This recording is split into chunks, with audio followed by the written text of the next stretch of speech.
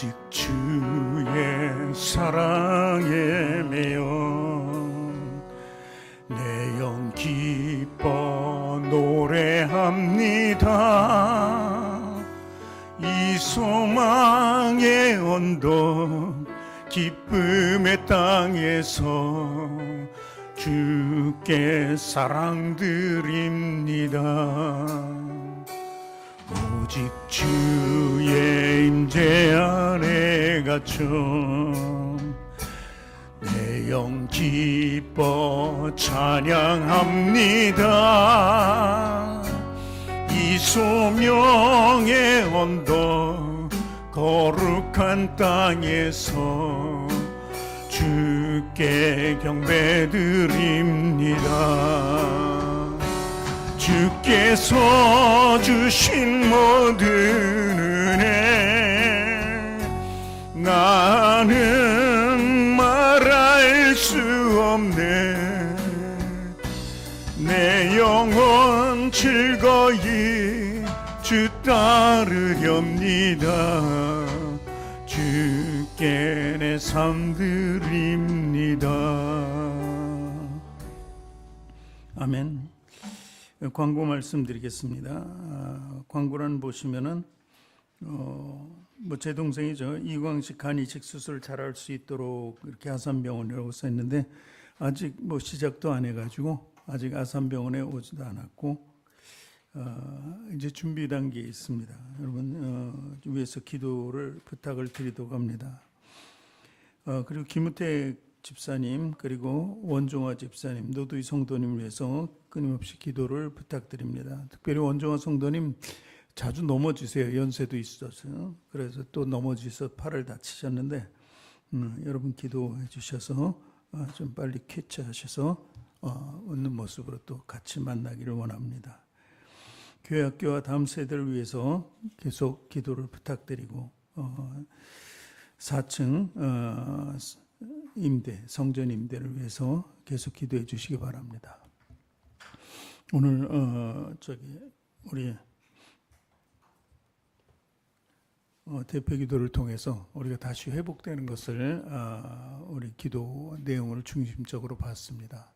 교회가 이 시대에 점점 무너져가고 있는데 우리 교회 더욱더 성실함으로 늘 회복하게 해달라고 여러분들 기도를 해서 정말 우리가 기도하는 모든 제목들이 이루어지기를 바랍니다. 오늘 말씀을 보겠습니다. 오늘 말씀은 열왕기하 2장 19절서부터 22절까지 말씀입니다. 열왕기하 2장 19절에서 22절까지 말씀. 제가 가진 성경 구약 563면에 기록되어 있습니다. 성경 구약 563면에 기록되어 있는 열왕기하 2장 19절에서 22절까지 말씀입니다.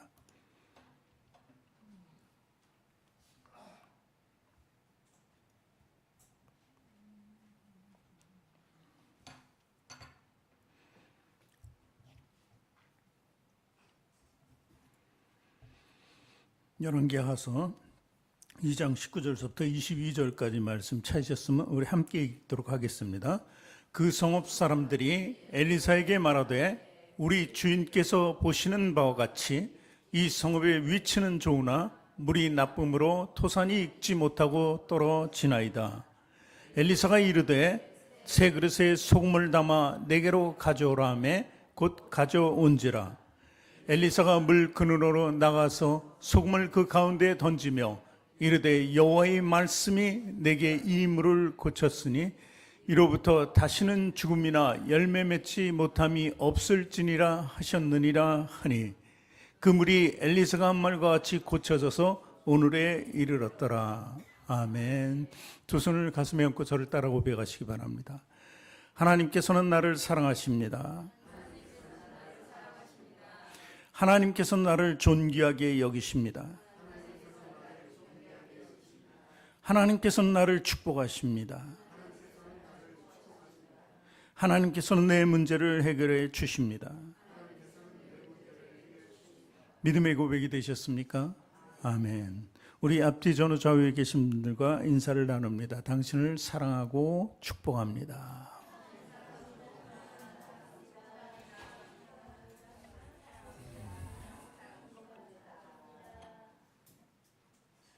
여러분 한 분 한 분을 사랑하고 축복하기를 원합니다. 오늘은 회복을 위한 고침을 받으라는 제목으로 은혜를 나눌까 합니다. 이스라엘, 그러니까 유대인들에게 있어서 정말 추앙받는 인물들이 있습니다. 그 인물 중에 두 사람을 꼽는다면은 누구이겠습니까? 모세와 엘리야였습니다. 이 두 사람입니다. 변화산에 예수님께서 올라가셨을 때 예수님의 하나님의 아들임을 정체성을 이렇게 보여주는 장면이 나옵니다. 그때 베드로와 야고보와 요한을 데리고 올라가는데 거기서 이 두 사람을 보게 됩니다. 이미 죽었거나 올라갔던 그 두 사람이죠. 모세하면 출애굽을 이끈 장본이고 이스라엘의 대표적인 인물입니다. 그런가 하면 엘리야는 많은 희생을 통해서라도 어찌됐든 하나님의 선지자적인 일을 하려고 하고 하나님께서는 그에게 능력을 주셨습니다.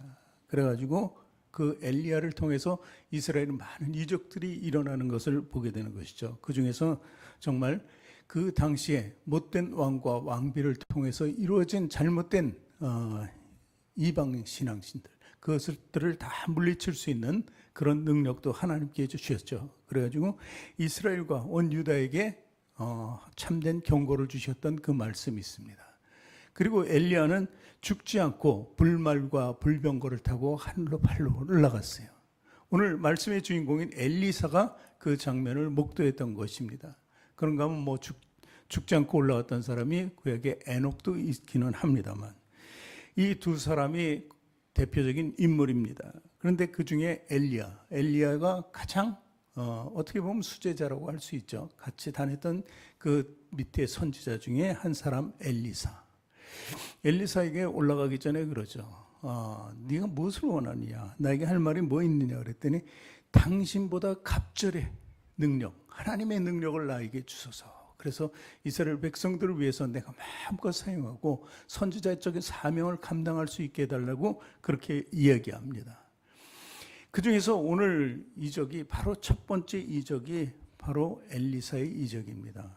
어쩌면 갑질의 영적 능력을 달라고 했는데 그것을 받은 것 같은 엘리사입니다.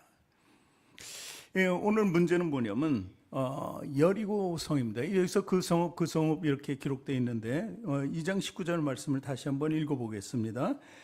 그 성읍 사람들이 엘리사에게 말하되 2장 19절 말씀 우리 주인께서 보시는 바와 같이 이 성읍의 위치는 좋으나 물이 나쁨으로 토산이 익지 못하고 떨어지나이다. 이렇게 기록합니다. 그 성읍 사람, 이 성읍 위치 할 때 이 성읍은 바로 전절 말씀을 보면은 엘리사가 여리고에 머물러 있던 것을 알 수 있습니다. 여러분 여리고 하면 기억나는 것이 많이 있죠. 말씀을 통해서 많이 들었을 것입니다. 여리고성은 어떤 것이었습니까? 이스라엘 백성들이 가나안 정복을 할 때 제일 첫 번째 관문이 여리고였습니다. 그런데 이스라엘 백성들은 훈련받지 못했고 군사적인 힘이 없었습니다. 그런데 여리고는 아주 잘 닫혀 있고 견고하고 뭐든지 방어할 수 있는 그런 큰 능력이 있었습니다. 오늘 물 얘기가 나오는데 물도 떨어지지 않는 것이에요. 그 식량도 비축을 많이 했고 양과 염소고 뭐 없는 것이 없는 그런 성이었습니다.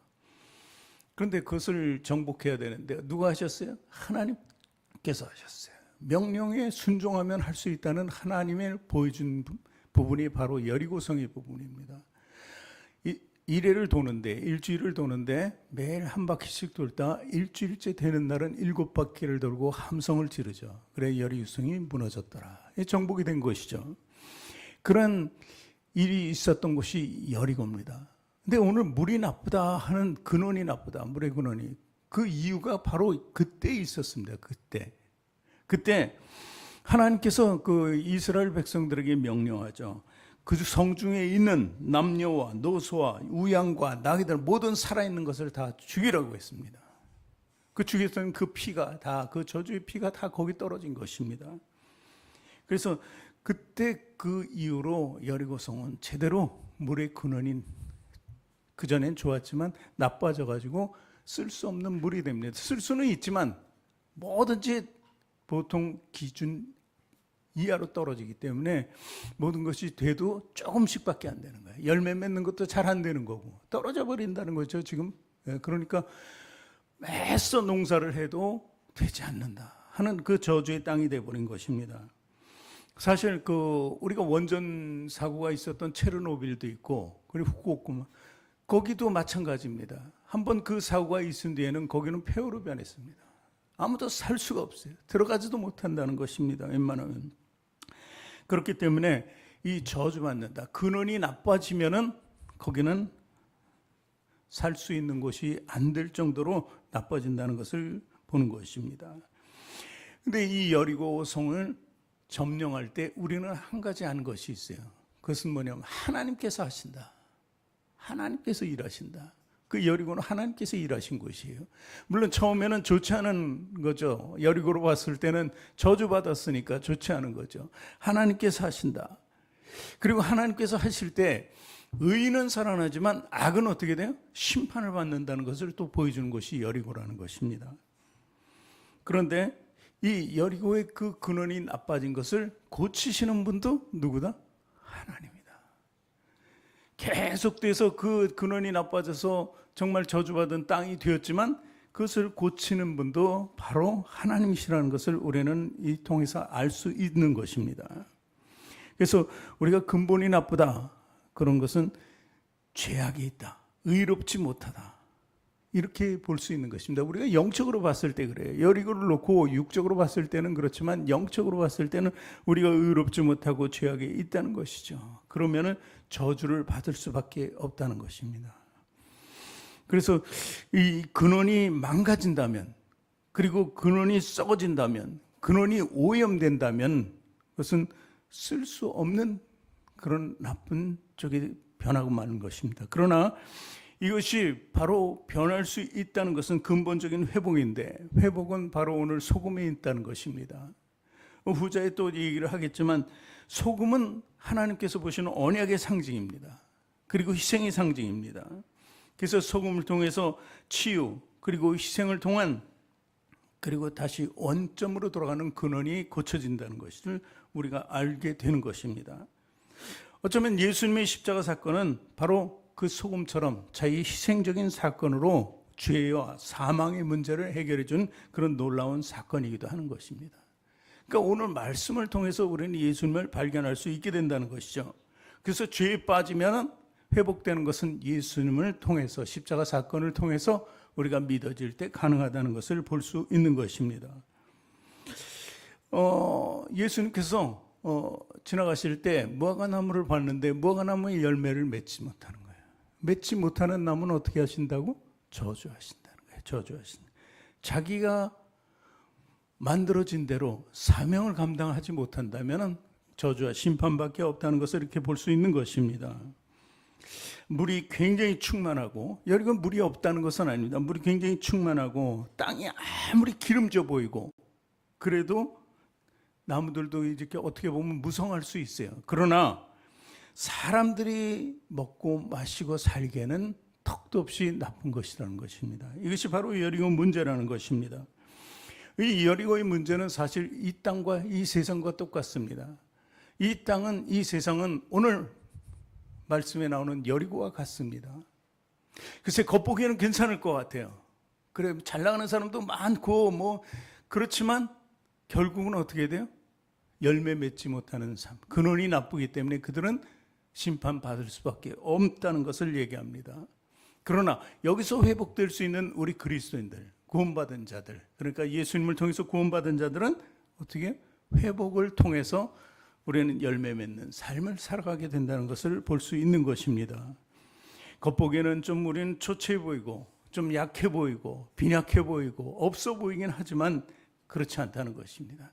겉보기 좋은 것이 결코 끝까지 좋을 수는 없다는 그 사실을 우리는 알아야 된다는 것입니다. 이 땅은 여리고 성과 같은 어때요? 저주받은 땅이기 때문에 그래요. 에덴에서 추방될 때 이미 아담과 하와 살아있을 곳은 저주받은 땅이었다는 사실을 우리는 알아야 됩니다. 그리고 그 땅에는 항상 사탄이 도사리고 있다는 사실도 알아야 되는 것입니다. 그래서 우리는 회복할 때, 하나님의 손길에 따라서 회복할 때는 이 저주의 땅이 축복의 땅으로 만들어지지는 않지만 우리 삶이 변하면 그 땅이 변해진다는 사실입니다. 우리 눈에는, 우리 삶에는 이 땅이 축복의 땅이 되고 은혜의 땅이 된다는 것입니다. 근데 우리가 변하지 않고 회복이 되지 않으면 이 땅은 그냥 계속해서 저주받은 땅이고 죄의 땅이라는 것입니다. 그래서 저주의 땅, 저주의 육신, 저주의 영, 이 세 가지를 이제 축복의 땅, 축복의 영, 그리고 축복의 육신으로 뭐든지 바꿔나가는 것이 우리 그리스도인의 사명이고 본질인 것입니다. 두 번째, 우리 새 그릇은 변화된 마음을 상징합니다. 새 그릇. 열왕기하 2장 20절에 엘리사가 이르되, 20절을 볼까요? 엘리사가 이르되 새 그릇에 소금을 담아 내게로 가져오라 하며 곧 가져온지라. 자, 엘리사가 이제 그 땅을 회복시키기 위해서 그들에게 명령을 합니다. 새 그릇에 소금을 담아 내게로 가져오라. 이거 새 그릇, 새 것을 의미하는 것은 마치 우리가 지지난번에 말씀을 읽은 것처럼 새 부대, 그렇죠? 그리고 새 옷, 이런 것을 예로 들 수가 있습니다. 마가복음 2장 21절을 상기하면서 한번 읽어보겠습니다.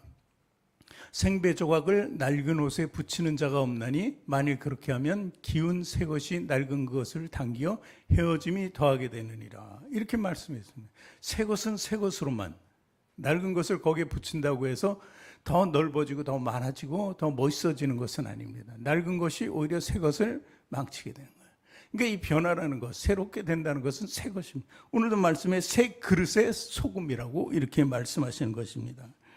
그리고 22절을 이어서 읽으면 새 포도주를 낡은 가죽 부대에 넣는 자가 없나니 만일 그렇게 되면 새 포도주가 부대를 터뜨리고 포도주와 부대를 버리게 되리라. 오직 새 포도주는 새 부대에 넣느니라 하시냐. 이건 뭐 부차적인 설명이 없어도 여러분들은 아실 것입니다. 새 그릇, 새 부대. 오늘 새 그릇이라는 것은 일단 그 소금도 소금이지만 그 순종하는 변화된 마음이 있어요.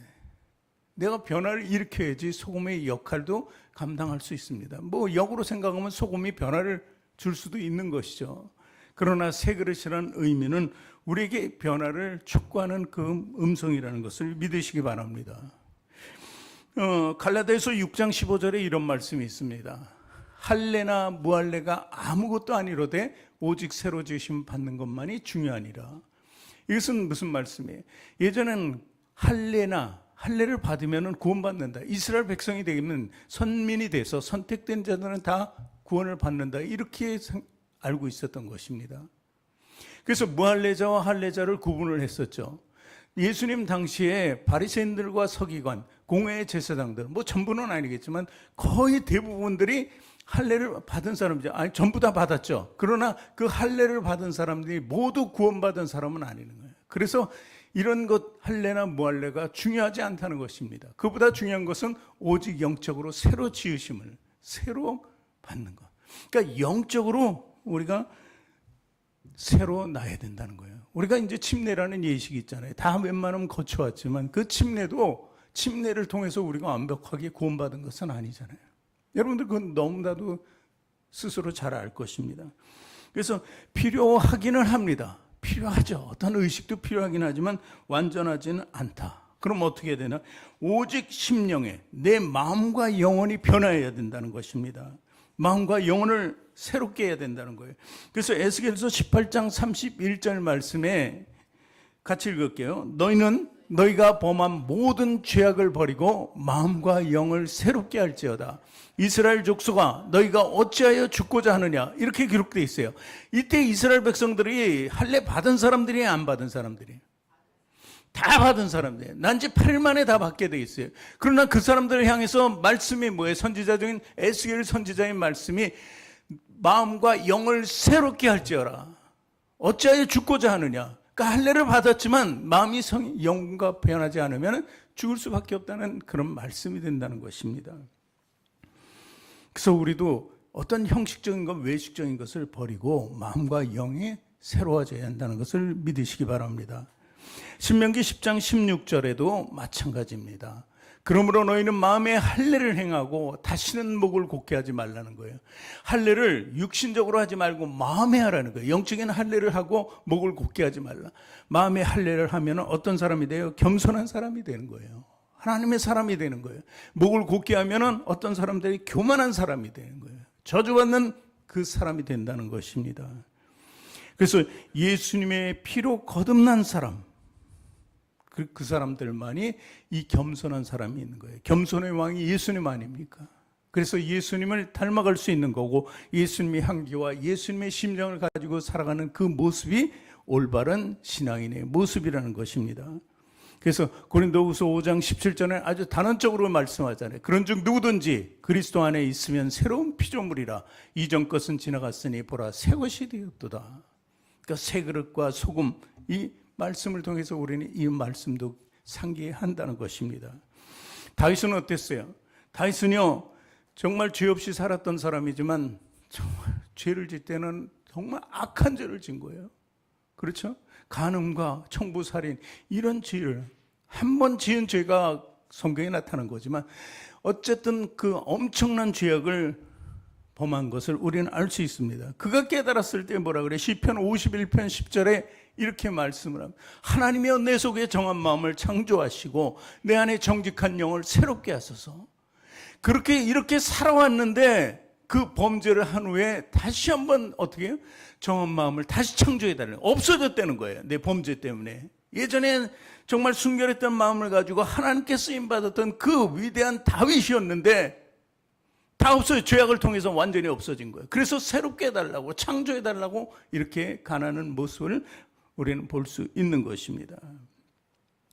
디도서 3장 5절에 보니까 우리를 구원하시되 우리가 행한 바 의로운 행위로 말미암지 아니하고 오직 그의 긍휼하심을 따라 중생의 씻음과 성령의 새롭게 하심으로 하셨나니, 이렇게 기록하고 있어요. 이것은요, 어쩌면 삼위일체적 말씀입니다. 하나님께서 일하시고 예수님을 통해서 우리는 씻는 거예요. 중생과 씻음, 그리고 성령이 우리를 날마다 새롭게 해준다는 것입니다. 그래서 우리는 이 말씀을 통해서 우리 삼위일체 하나님을 분명히 또 확신을 가지고 우리는 알고 믿어야 된다는 것입니다. 그런가 하면은 우리 토기장이와 토기 비유가 있습니다. 예레미야서 18장 4절서부터 읽어보겠습니다. 진흙으로 만든 그릇이 토기장이 손에서 터짐에 그가 그것으로 자기 의견에 좋은 대로 다른 그릇을 만들더라. 5절 그때 여호와의 말씀이 내게 임하니라. 이르시되 6절 여호와의 말씀이니라. 이스라엘 족속아, 이 토기장이가 하는 것 같이 내가 능히 너희에게 행하지 못하겠느냐. 이스라엘 족속아, 진흙이 토기장이 손에 있음 같이 너희가 내 손에 있느니라. 하나님을 떠나서는 삶은 수도 없다는 것입니다. 하나님의 임하심이 우리에게 있어야 된다는 거예요. 그래서 그릇으로 우린 창조되고 그 그릇 모양대로 쓸 수 있는 거예요. 똑같은 모양으로 똑같이 사는 것은 아니지만 다 그릇의 용도가 틀리듯이 우리를 용도에 틀리게 만들어주시고 사용하신다는 것을 말씀하는 것입니다. 그릇의 용도는 담는 데 있잖아요. 담는 데. 이 담는다는 것도 굉장히 중요합니다. 이 담는다는 것이 어쩌면은 축복입니다. 빈 그릇과 담는다. 이 말씀을 우리가 생각해 보면 누군가 또 떠오르는데 바로 엘리사입니다. 오늘 주인공 엘리사예요. 엘리사의 그를 따르며 수련하던 생도 중에 한 명이 갑작스럽게 죽어버렸어요. 근데 그 가정을 보니까 완전히 빚투성이에요. 애들까지 그냥 노예로 팔려가게 생겼어요. 빚 때문에. 그랬을 때 엘리사가 어떻게 해요? 기름, 무엇이 집에 있느냐? 기름 한 병밖에 없다는 거예요. 그러면은 빈 그릇을 준비해 오라는 거예요. 빈 그릇을 많이 할 수 있는 한 준비해 오라 그렇습니다. 그 준비해 왔을 때 그 기름 한 병이 그 모든 빈 그릇을 다 채웁니다. 완전히 채울 때까지 기름이 안 떨어지고 다 채우니까 그때서야 떨어진 것입니다. 그러니까 이렇게 빈 그릇이 필요한 거예요. 그리고 채울 수 있는 것이 채워지는 것입니다. 이렇듯이 우리는요, 우리 자체가 빈 그릇이 돼야 돼요. 어떻게 빈 그릇이요? 내 속에 있는 잘못된 것은 다 제하면 우리 빈 그릇이 돼요. 빈 집이 돼요. 그 빈 집을 뭘로 채워야 돼요? 하나님의 말씀과 예수님의 번의 능력과 그 다음에 성령으로 채워야 된다는 것입니다. 그 빈 곳을 그냥 놔둔다면 어떻게 해요? 7 귀신이 들어오겠죠. 그렇기 때문에 얼른 우리는 하나님께 채워달라는 기도와 함께 채워나가야 한다는 것입니다. 그래서 우리가 채울 수 있는 방법은 하나님, 우리가 새 것이 되어야 돼요. 변화되어야 돼요. 그 다음에 하나님의 긍휼하심을 간구해야 돼요. 하나님 긍휼하심이 우리에게 싹 채워질 때 놀라운 축복과 은혜가 따른다는 것을 믿으시기 바랍니다. 또한 오늘 우리가 소금이 되어야 돼요. 그 소금은요, 하나님께서 주시는 소금이지만 소금을 받았을 때는 우리 자신이 소금으로 또 변화가 돼야 돼요. 예수 그리스도를 믿는다는 것은 예수님처럼 변화되는 것입니다. 그냥 은혜를 받고 나 혼자 구원받고 사는 것이 아니라 그 변화를 나도 받았기 때문에 또한 변화를 일으킬 수 있는 능력이 우리 안에 있다는 것을 믿어야 된다는 거예요. 그래서 소금이 되어야 한다는 것입니다. 왜 소금이 돼야 돼요? 소금이라는 것은 청결함이 있습니다. 여러 가지 기능이 있어요. 제가 몇 가지를 소개할게요. 예전에 우리 어르신들은 치약, 칫솔이 없을 때 뭘로 이를 깨끗이 했겠어요? 소금이죠. 그리고 칫솔 대신 뭘 썼어요? 손가락이죠. 이 소금을 여기다 받아서 손가락. 요즘에 사우나 가도, 여탕은 안 가봤는데 남탕에 가면 소금이 있어요, 항상. 그러면 그 뭐 칫솔, 꼭 칫솔질하는 게 그걸로 하면 아주 개운하더라고요. 많이 닦아내면은. 어쨌든 이렇게 소금은 깨끗이 한다는 거예요. 우리가 양평 쪽이나 이런 데 가면은, 우리 그 서울 근교를 가면은, 팔당 이런 데 보면은 상수원이라 그러죠. 그 상수원은 어떻게 해요? 누군가 못하게 무슨 팻말이 붙어 있어요. 뭐 못하게 해요? 낚시 못하게 해요. 그리고 그 다음에 뭘 못하게 해요? 오물을 버리면 안 돼요. 그 다음에 뭘 못하게 해요? 거기에 폐수도, 그 주변에 공장도 없어요. 폐수 처리를 할 수 있는 공장들을 아예 세우지 못하게 합니다. 그 이유는 뭐예요? 깨끗해야 되는 거예요. 깨끗해야 돼요. 그리고 그것을 그대로 우리 먹지 않습니다. 거기서 또 그것을 침전시키고 여과시키고 막 이렇게 해서 소독까지 해가지고 그 물이 우리에게 오는 때 마실 수 있게 된다는 것입니다.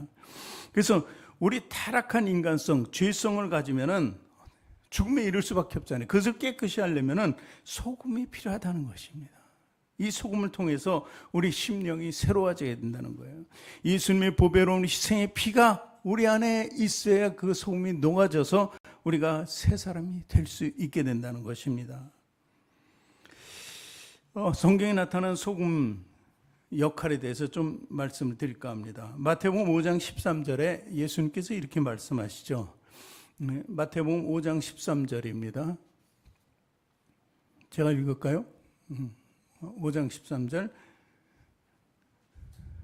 너희는 세상의 소금이니 소금이 만일 그 맛을 잃으면 무엇으로 짜게 하리요? 후에는 아무 쓸데없어 다만 밖에 버려져 사람에게 밟힐 뿐이라. 소금이라는 게 소금의 역할을 반드시 해야 돼요. 역할이 없으면 소금은 아무것도 아닙니다. 더러운 쓰레기밖에 못하는 것이죠.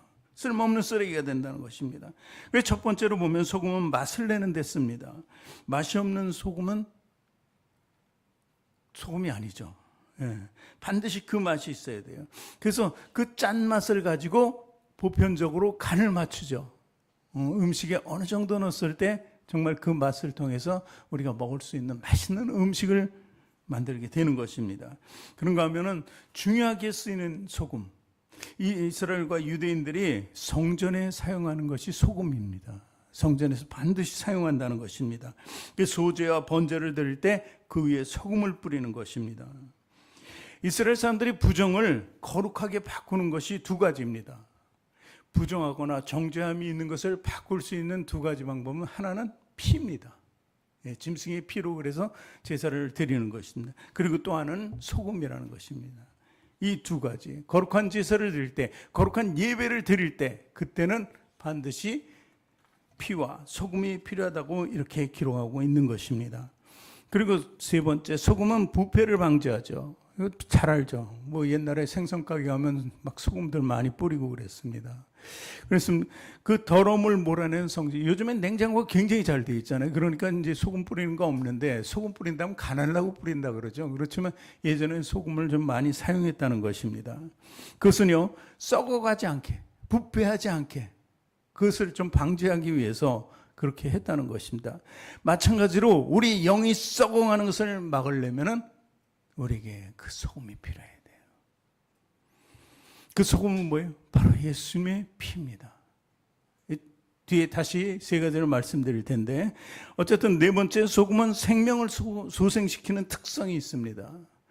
여러분, 피곤한 사람이나 아픈 사람이 있으면은 병원에 입원할 때 제일 먼저 맞는 주사가 뭐예요? 링거죠, 링거. 예, 링거를 맞습니다. 그 링거는 5%는 포도당입니다. 그리고 약간의 소금이 있어요. 소금이 안 들어간 것 같은데 소금이 있다는 것입니다. 그렇기 때문에 어쨌든 병원에 가면 입원할 때 맞는 것이 바로 소금이다, 이렇게 볼 수 있는 것입니다. 그래서 생명을 소생시키는 능력도 그게 있다. 마찬가지로 영적으로 우리가 살아나려면 그 필요한 것 아닙니까? 그리고 성경에서 중요한 기능 중에 하나, 소금은 화목을 뜻하고 있다는 것입니다. 화목. 마가복음 9장 50절에 예수님께서 이렇게 말씀하십니다. 같이 읽어요. 소금은 좋은 것이로되 만일 소금이 그 맛을 잃으면 무엇으로 이를 짜게 하리요? 너희 속에 소금을 두고 서로 화목하라 하시니라. 이 말씀이 뭐예요? 어떤 것을 잘 맛있게 먹기 위해서는 그것이 잘 화합이 돼야 되잖아요. 그렇지 않습니까? 그래서 그 화목이라는 말씀을 쓰시는 것입니다. 예를 들어서 우리가 김장을 하잖아요. 그럼 김장할 때 두 가지 야채가 필요하죠. 대표적으로 뭡니까? 배추, 무죠. 그렇죠. 이 배추와 무를 처음에 무엇을 합니까? 그 소금으로 간을 절이잖아요. 소금으로. 그것은 왜 그래? 그것이 배추가 간도 배야 되지만 부들부들하게 해주잖아요. 그렇죠? 무도 물기가 싹 빠지고, 그렇지 않습니까? 그랬을 때 이게 화목이 양념하고 잘 화합이 되는 것입니다. 그런 것을 봤을 때 이 화목이라는 게 굉장히 중요하다는 것입니다. 그래서 우리는 소금을 두고 어떻게 서로 화목하라. 아주 좋은 맛을 내는 김장 김치를 만들려면 그 과정이 아주 적당하게 잘 이루어져야 돼요. 그러니까 소금의 역할이 굉장히 큽니다. 소금이 없으면 뻣뻣한데 무슨 양념이 배겠어요? 아무것도 안 되는 것입니다. 그래서 소금은 반드시 필요하다는 것입니다. 이것은 우리 자꾸 김장을 생각하지 말고 우리 마음을 생각해요. 영적인 것을 생각해 보세요. 예수님이 십자가에 못 박혀 죽으셨을 때, 피를 흘리실 때, 어쩌면 희생을 하실 때, 그 소금처럼 희생하실 때 그 역할이 뭐예요? 누구하고 화목시키기 위해서? 하나님과 화목시켜서, 원수가 되었던 하나님과 우리 사이를 화목시키기 위해서 예수님은 소금의 역할을 했다는 것을 믿으시기 바랍니다. 마지막 네 번째인데 이것이 바로 중요합니다. 하나님의 말씀만이 썩은 물을 고칠 수 있다는 것입니다. 21절 말씀 오늘 본문 같이 보겠습니다. 엘리사가 물 근원으로 나가서 소금을 그 가운데에 던지며 이르되 여호와의 말씀이 내가 이 물을 고쳤으니 이로부터 다시는 죽음이나 열매 맺지 못함이 없을지니라 하셨느니라 하니, 엘리사가 했어요?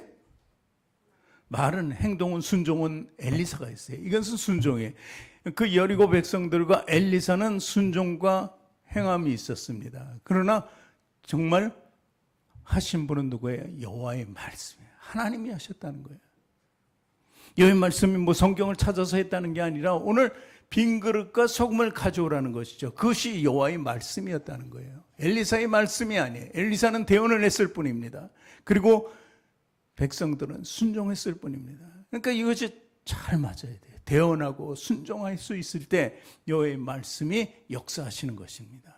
말씀만 보면 뭐래요? 말씀이 우리에게 순종으로 이루어져야 돼요. 말씀이 우리 안에 살아있어야 돼요. 생명이 되어서 그것이 순종으로 나타날 때 우리는 정말 하나님의 사람이 되어서 하나님의 놀라운 축복과 은혜 속에 살게 된다는 것입니다. 그러니 그리고 나서 오늘 중요한 말씀은 열왕기하 2장 22절 마지막 말씀입니다. 같이 볼까요? 그 물이 엘리사가 한 말과 같이 고쳐져서 오늘에 이르렀더라. 이게 일시적인 것이 되어서는 안 된다는 거예요. 하나님이 일시적인 것을 원하지 않으세요. 계속 지속되는 거예요. 한번 고치시면 완벽하게 고치시는 분이에요. 근데 우리가 그렇게 하지 못할 때가 너무도 많죠. 왜냐하면 하나님께서는 이미 주었을 때는 완벽하게 주셨는데 우리가 스스로 포기할 때가 많다는 것입니다. 그러니까 하나님이 잘못한 것이 아니에요. 우리가 잘못돼서 죄악의 길에 돌아선 것이 하나님이 잘못한 것이 아니에요. 뭐 세상이 나를 변하게 했고 뭐 가족이 이것은 다 핑계에 불과해요. 하나님이 주셨을 때는 변하지 않는 것을 주신 것인데 우리가 잠시 받았다가 거부했다는 것입니다. 그렇기 때문에 우리는 전물로 변하기 위한 소금이 완벽한 소금인 것을 기억해야 돼요. 그래서 하나님의 말씀과 예수 그리스도의 보혈의 능력과 성령님의 보호하심이 계속 이루어져야 돼요. 이 세 가지가 이루어져야지 우리는 완벽하게 신자다운 성도의 삶을 살게 된다는 것입니다. 이 세 가지를 기억하시기 바랍니다. 그러면 여러분은 아무 걱정 근심 없이 살아갈 수 있는 주의 사람이 될 것입니다. 영적인 것이 굉장히 중요해요. 그냥 준다고 해서 육적인 것으로 받아치면 안 되고 영적인 것이 중요하다는 것입니다. 미국의 남북전쟁이 있었을 때 링컨이 이제 남북전쟁에 도화선을 붙인 것이죠. 노예 해방을 위해서. 그때 많은 사람들이 죽었어요. 근데 죽지 않고 부상자들이 있죠. 그래서 병원이 있습니다. 야전 병원이 있었는데 링컨이 그 부상자들을 위로해 주기 위해 찾아갔습니다. 근데 이 병원장이 탁 나와서 하는 말이 우리가 병원의 의사들이나 간호사들이 이렇게 정말 열심으로 해서 많은 부상자들이 죽어가는 사람들이 생명을 잃지 않고 살아날 수 있었습니다 하고 이제 자화자찬하는 거예요. 그런데 갑자기 밖에서 한 병사가 쫓아나오더니 어제 성공적으로 수술한 사람이 지금 투신 자살했다는 거예요. 살려놨잖아요. 무슨 병원장 얘기는 매일매일 이렇게 생명을 살리고 있대요. 근데 죽었대요. 살렸는데 죽었다. 예를 들어서 다리가 양팔이 잘라졌어요. 양팔이 잘라졌어요. 그래서 살은 거잖아요. 수술해서 잘 살린 거잖아요. 그런데 죽었대요. 왜 죽었어요? 그렇게는 살 수 없어서 비관해서 그냥 죽어버린 거예요. 차라리 이렇게 사느니 죽겠다는 것이죠. 그러므로 이게 육적인 삶이 중요해요. 영적으로 완벽하게 고쳐져야 산다는 거예요. 마음이 고쳐져야지 어떤 환경에서도 우리가 살 수 있는 거예요. 그래서 그렇죠? 눈에 죄가 되면 눈을 뽑아버릴 것이고 한쪽 팔이 잘못하면 팔을 잘라버려도 이것은 뭐예요? 육적인 것이 중요한 것이 아니라 영적인 것이 중요하다는 것입니다. 그래서 우리 아름다운 열매교회 교인들은요, 신앙의 회복이 중요합니다. 이 변화가 중요합니다. 그래야 완전해진다는 것입니다. 아직 회복을 이루지 못했다면 하나님 말씀과 예수 그리스도의 보혈의 피로 완전한 회복을 이루어야 되는 거예요. 그리고 그 삶을 살 때 내가 좀 더 어렵고 힘들고 견딜 수 없는 그런 고통이 있더라도, 고충이 있더라도 성령님께서 우리를 보호해 주시면서 이끌어 가신다는 사실을 믿으시기 바랍니다. 이제 우리는 완벽한 회복을 통해서 완벽한 그리스도인이 되기를 원합니다. 기도하겠습니다. 하나님 감사합니다. 오늘도 주님 말씀에 우리가 순종하여 나가길 원합니다. 우린 빈 그릇, 소금 이 두 가지를 우리 안에 두기를 원합니다. 하나님께 순종하며 소금으로서 날마다 새로워지기를 원합니다. 이 변화를 통해서 하나님의 놀라운 은혜를 체험하며 그 은혜 속에 살기를 원합니다. 그래서 우리 삶이 더욱더 이제 윤택해지고 그리고 하나님 믿는 신앙으로 인해서 그리스도의 향기와 그리스도의 놀라운 사랑이 전파될 수 있도록 우리를 마음껏 써주기도 원합니다. 다시 한번 변화를 추구하는 우리 가운데 있게 하여 주시고 기도를 통해서 찬양을 통해서 특히 여호와의 말씀을 통해서 우리가 다시 새롭게 되기를 주님 도와주시옵소서. 감사드리며 예수님 이름으로 기도합니다. 아멘. 우리 비 준비하시니 같이 찬양합니다. 비 준비. 우리 주는 위대하며 우리 주는 위대하며 능력이 많으시도다.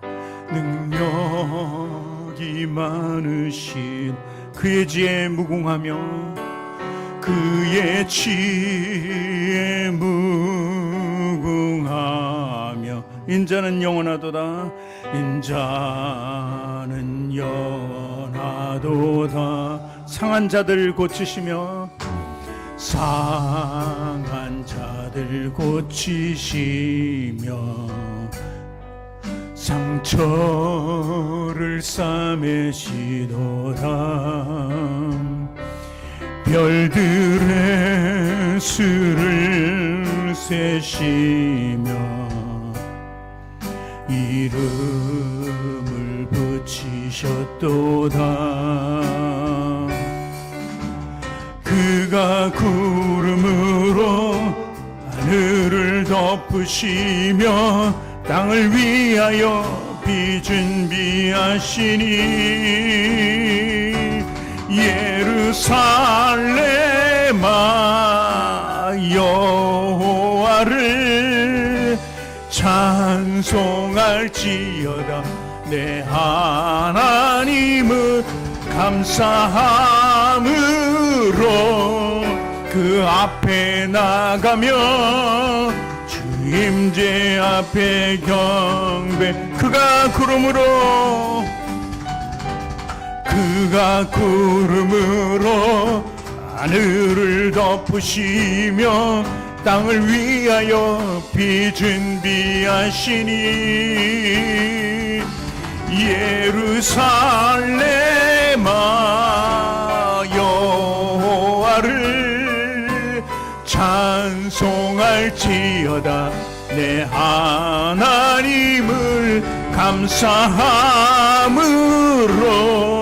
그 앞에 나가며 주 임재 앞에 경배. 예루살렘아 예루살렘아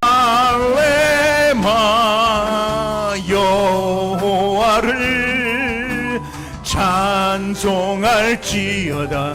내 하나님을 감사함으로 그 앞에 나가며 주 임재 앞에 다시 한번 우리 예루살렘아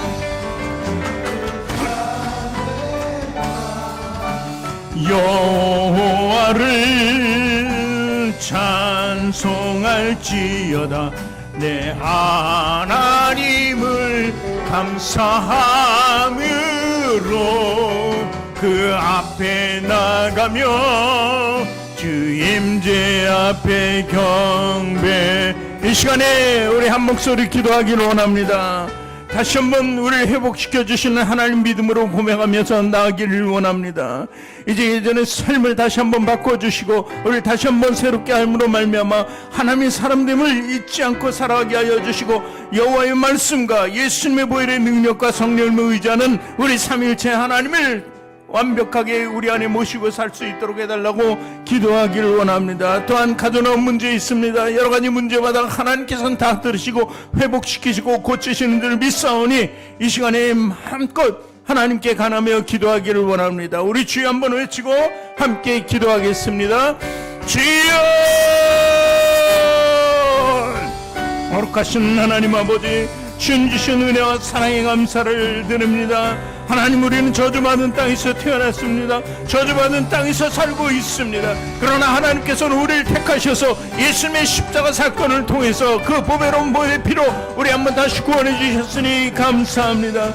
그 감사함을 잊지 않고 살아가게 하여 주시고 하나님 백성됨을 하나님 자녀됨을 우리가 정말 받아들이며 하나님의 축복된 사람으로 살아갈 수 있도록 하나님 인도하여 주시옵소서. 어떤 환경도 우리를 이제 꺾지 못하게, 어떤 죄악도 우리를 물리치지 못하게, 우리 가운데 사탄도 물리쳐 주셔서 아버지 하나님의 사람으로 이제 살아갈 수 있도록 하나님 역사하여 주시옵소서. 때로는 우리가 연약하고 때로는 정말 힘이 없지만 성령의 도우심으로 살아갈 수 있도록 하여 주시옵소서. 이제는 완전한 회복을 이루게 하여 주시옵소서. 완전히 새로운 공헌하게 도와주시옵소서. 이제 수음으로 말미암아 하나님의 말씀으로 말미암아 우리가 새로워지고 더욱더 거듭나게 하여 주시옵소서. 하나님 백성으로 살아가는 데 부정함이 없게 하여 주시고 하나님이 주신 놀라운 은사와 열매로 살아갈 수 있도록 하나님 인도하여 주시길 원합니다. 아버지 하나님, 우리가 늘 문제 있습니까? 문제마다 해결된 역사가 일어나게 하여 주시옵소서. 때론 고난이 나와도 고난을 이길 수 있도록 고난의 영광을 우리에게 허락하여 주심을 믿사오니 주님 우리 함께하여 주시옵소서. 주님만이 우리 모든 것됨을 고백하기를 원하오니 아버지 하나님 함께하여 주시옵소서. 엘리사처럼 아버지 하나님을 대언할 수 있도록 하여 주시옵소서.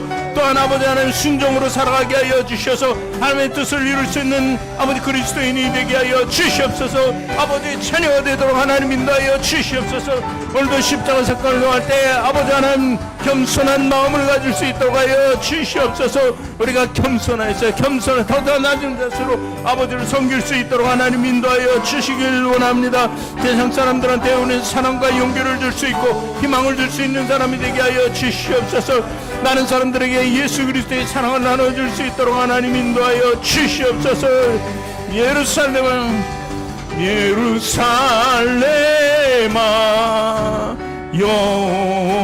여호와를 찬송할지어다. 내 하나님을 감사함으로 그 앞에 나가며 주 임재 앞에 다시 한번 예루살렘아